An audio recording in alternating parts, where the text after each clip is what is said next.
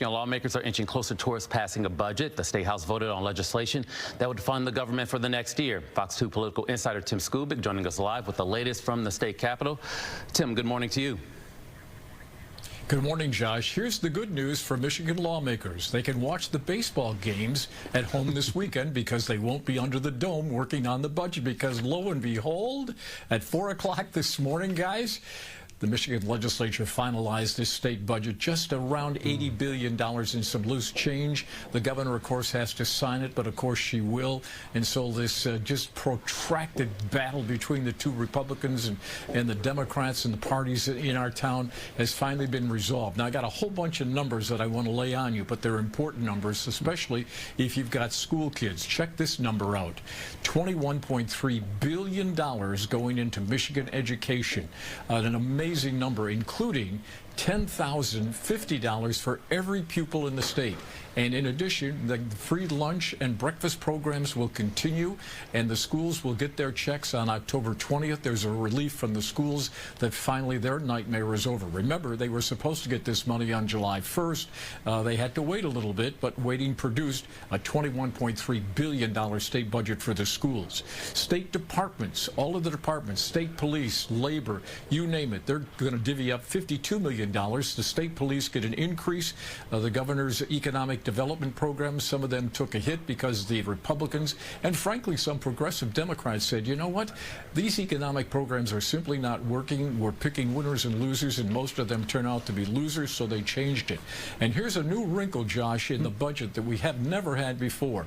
They found what they are calling 2,000 ghost employees. Okay, don't get scared. I know it's Halloween, all right, but ghost employees are money that went into the state departments for future employees which they never hired.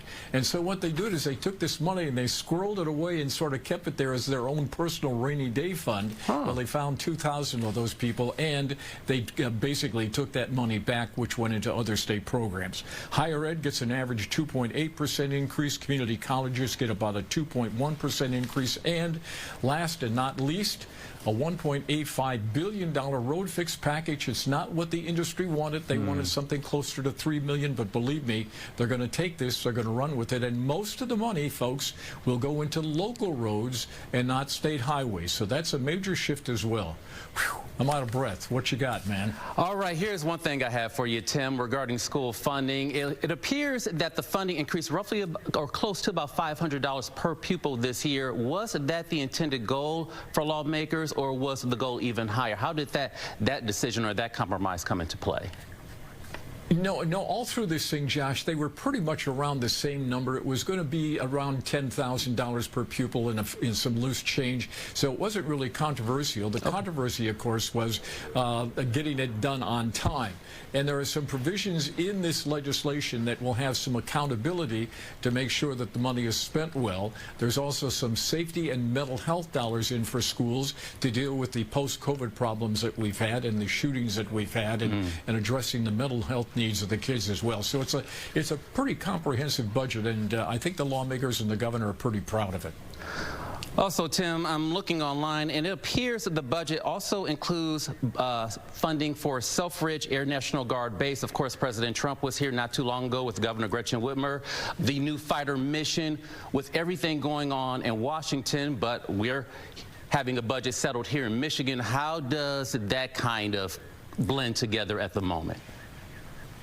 Well, it's basically to spruce up Selfridge and the runways so that the new jet people that are coming in can actually land at Selfridge. So it's an important part of the process here.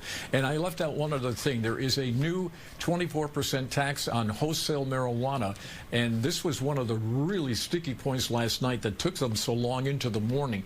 There were some lawmakers who were fearful if that tax goes up too high, the people that are now doing grass and spending through the state may go back to the streets where it's cheaper with that tax increase. And they came close to killing it, but at the end of the day, enough lawmakers said yes on the grass tax, so that will be taking effect and helping to fix the roads as well. But it was very controversial. A lot of numbers, but a lot of numbers to push us forward.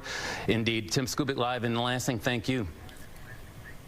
Yeah, stay tuned, Josh. We're going to do an interview with the governor later this morning and have a full report later on tonight. So yet more to come, my friend. More to come. We'll definitely be tuned in. Tim, thank you, and go Tigers.